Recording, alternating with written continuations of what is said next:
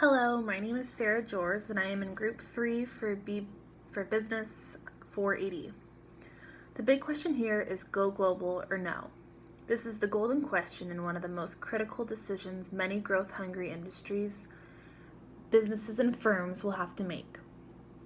I believe that this question initially runs through firms' minds because they believe it is their ticket to more money and more success.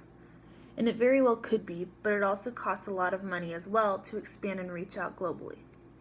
There's not a single right or wrong answer, but there are a variety of common factors. Global expansion remains a major driver in the idea that revenue growth will occur.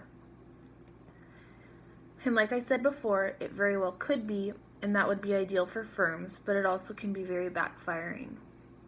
Look at Target, for example. It is the second largest discount retailer in the United States and tried to make a big global expansion by opening 133 stores in Canada. Sadly, 2 years later, all 133 of those stores shut down in Canada because it simply couldn't keep the shelves stocked and was not giving them the revenue growth they were hoping for. This is an example as when not to go global. A good example of global expansion would be Amazon.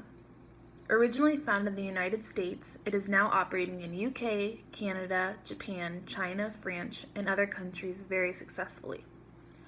One of the commentators, Scott Schnell, said, "To spend so much time establishing foreign operations when the company has not yet fortified its home base is a recipe for failure."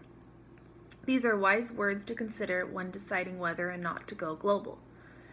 And this is essentially what happened to Target.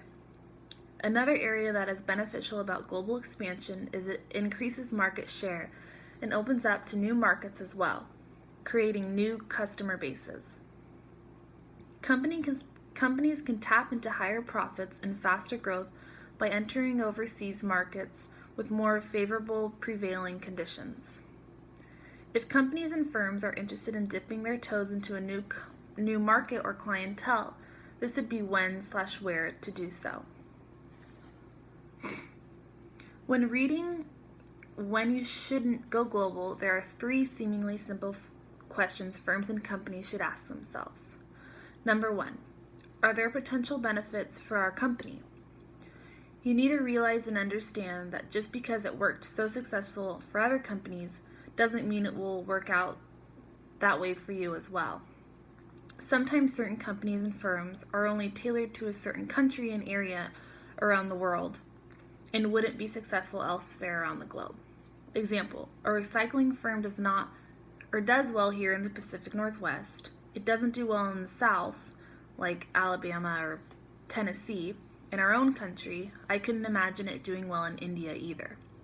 Number 2, do we have the necessary management skills?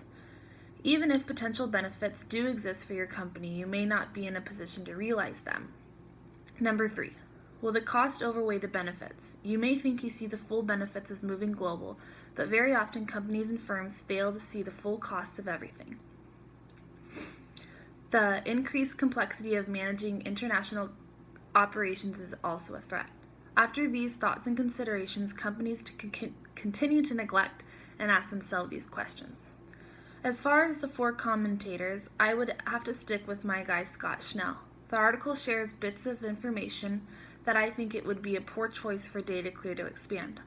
Examples, DataClear doesn't have the capacity to support and move abroad from current operations. It will have to raise cash from its investors to cover the cost.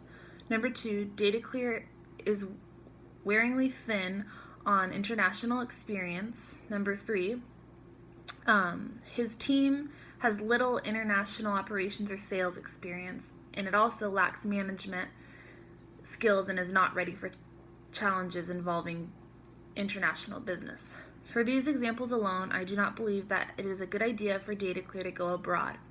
Maybe I'm wrong and other people have different opinions, but it will be interesting to hear. Thank you.